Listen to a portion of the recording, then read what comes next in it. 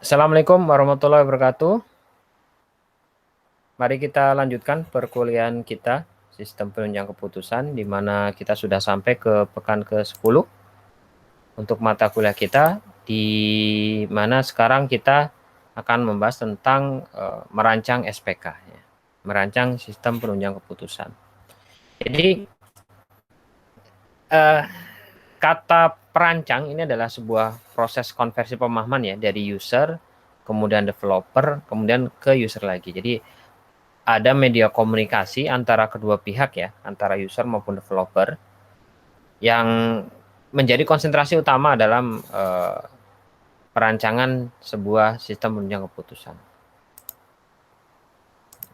Ya.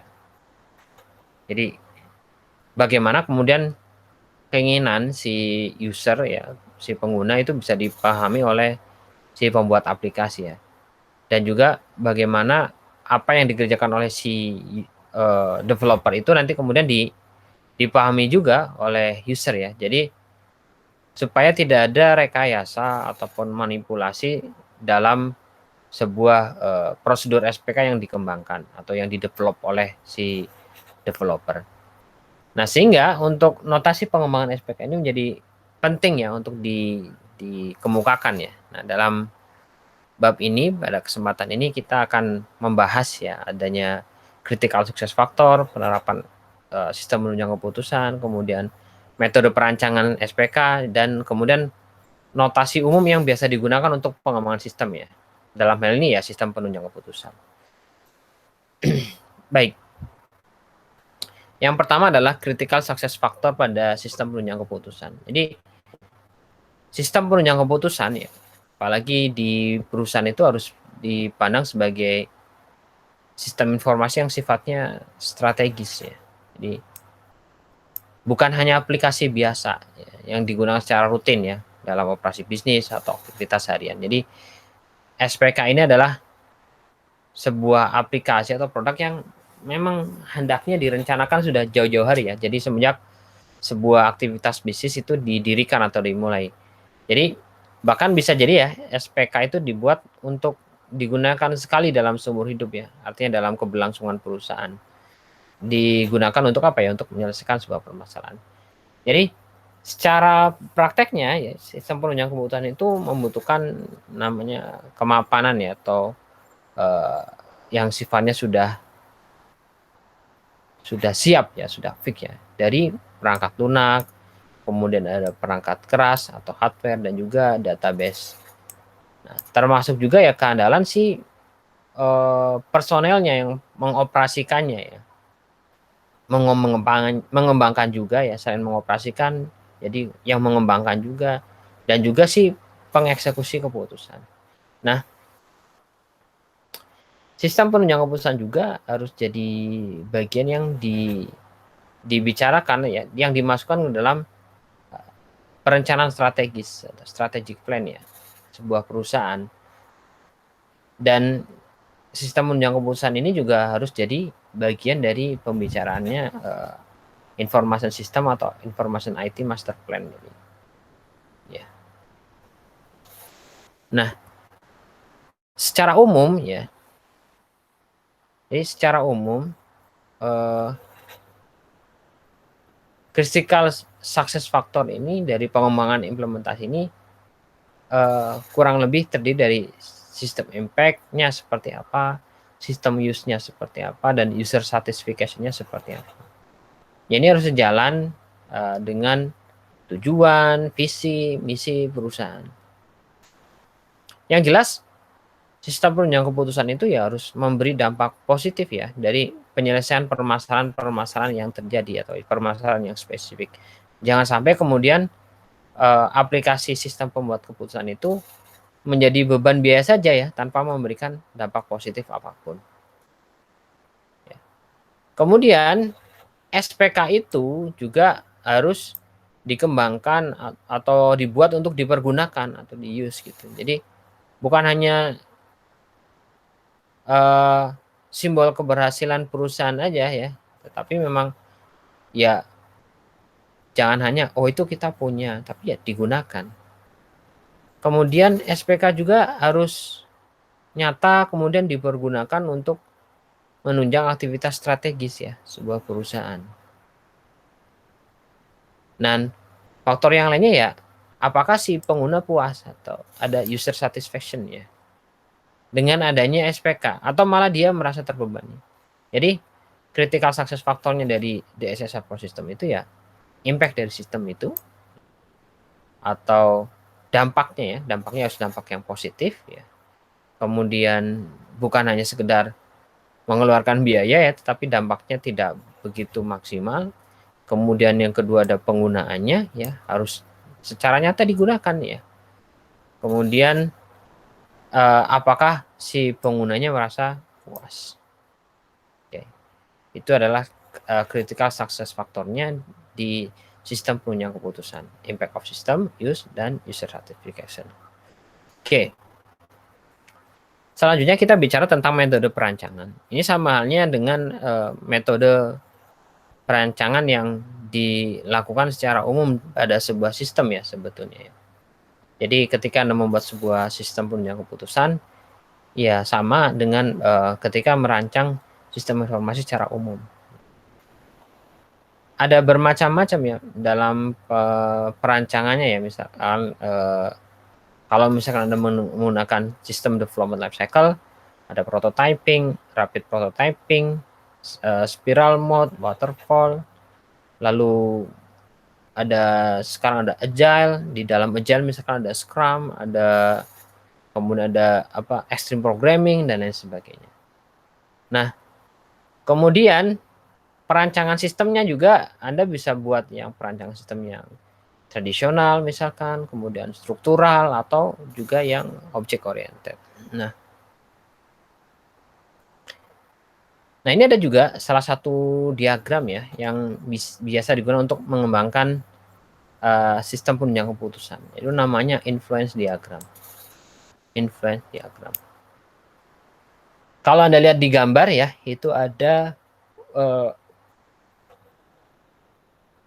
contoh ya influence diagram dari road traffic engineering atau rekayasa lalu lintas. Jadi sebuah keputusan ya yang dapat ditentukan berdasarkan parameternya dari traffic flow velocity. Traffic flow velocity. Jadi rekayasa lalu lintas ditentukan oleh traffic flow velocity atau kecepatan arus lintas. Nah, ini dipengaruhi oleh apa? Atau terinfluence oleh apa? Ternyata yang traffic flow velocity itu dipengaruhi oleh delay, kemudian ada traffic density, kemudian ada saturation degree. Delay dipengaruhi oleh apa? Ada geometry delay, traffic delay, stop point delay. Ya.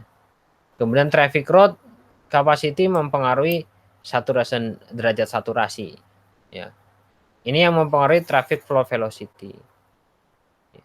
Selain itu, traffic density juga mempengaruhi saturation degree, yang kemudian mempengaruhi lagi ke traffic flow velocity. Itu adalah contoh-contoh influence diagram ya yang bisa digunakan ketika Anda mengembangkan sebuah sistem penunjang keputusan. Jadi untuk influence diagram itu ya sebenarnya menggambarkan keterkaitan antara parameter ya, atau variabel ya yang digunakan dan fungsi-fungsi yang dilibatkan ya dalam rangka pembuatan keputusan. Nah, kalau Anda lihat notasinya mirip-mirip dengan notasi flowchart ya sebetulnya.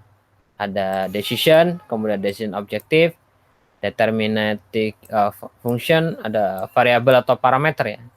Dan kalau garis ini menunjukkan influence. Oke. Berikutnya adalah notasi diagram pada pengembangan sistem penunjang keputusan berorientasi objek. Jadi kalau Anda bicara sistem perancangan berorientasi objek ya, maka kemudian Anda akan erat kaitannya ya dengan beberapa prinsip ya. Ada abstraksi, enkapsulasi, modularitas, berjenjang, typing, konkurasi dan ketetapan. Nah, di mana semua elemen tersebut ini dibawa secara bersama, secara sinergi. Ya, Anda lebih dalamnya mungkin pernah disampaikan ya di mata kuliah pemrograman berorientasi objek. Saya coba untuk mengulas kembali ya, sebetulnya hampir sama dengan yang diajarkan sebelumnya.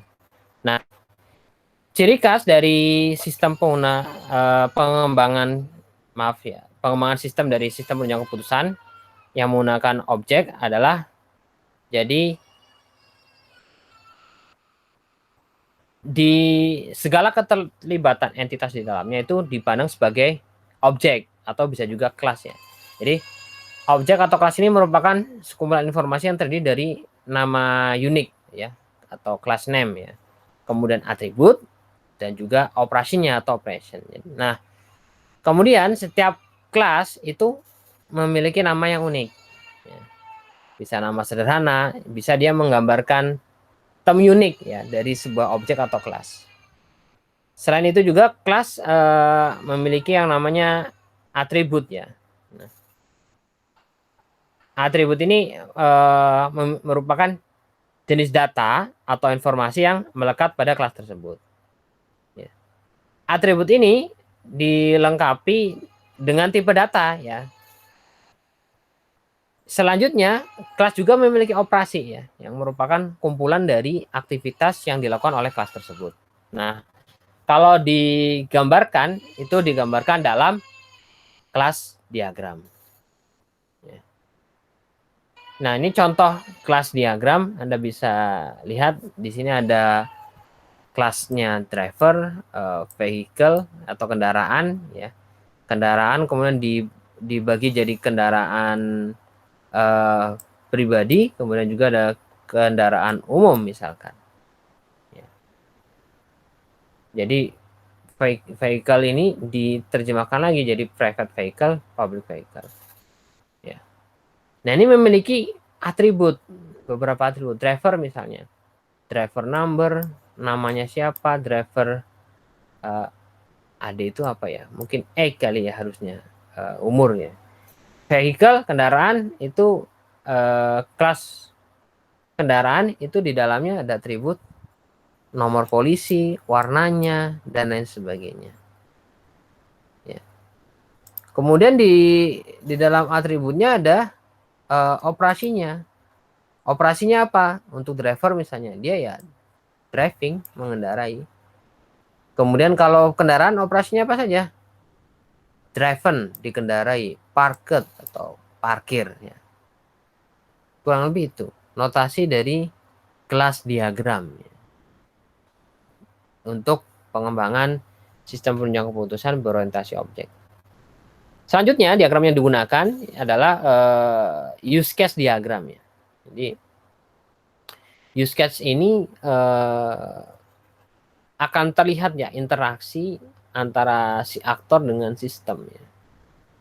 Aktornya bisa juga sebagai manusia ya di dalamnya atau juga non human atau bukan manusia. Nah, ini adalah contoh sebuah use case di mana di sini ada 5 case ya, ada extracting data, kemudian parameterizing, FMF optimizing, making decision, kemudian ada reporting.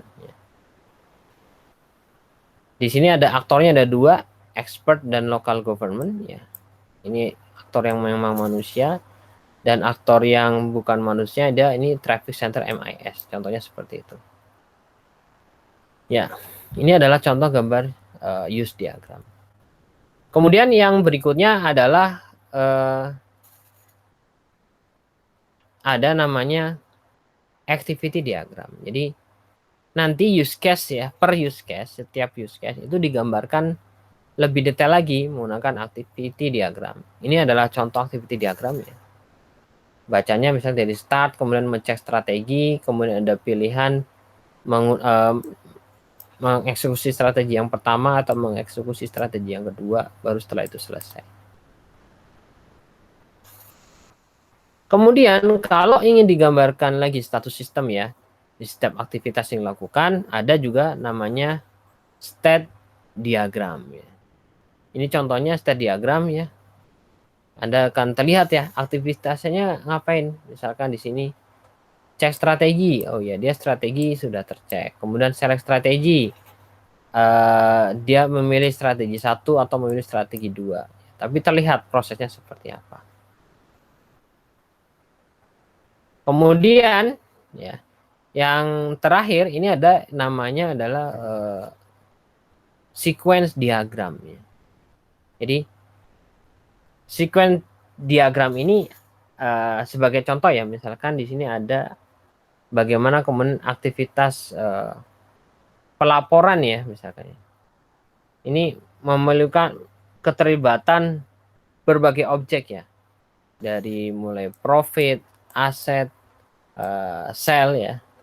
Nah, aktornya siapa? Ini aktornya adalah si manager ya.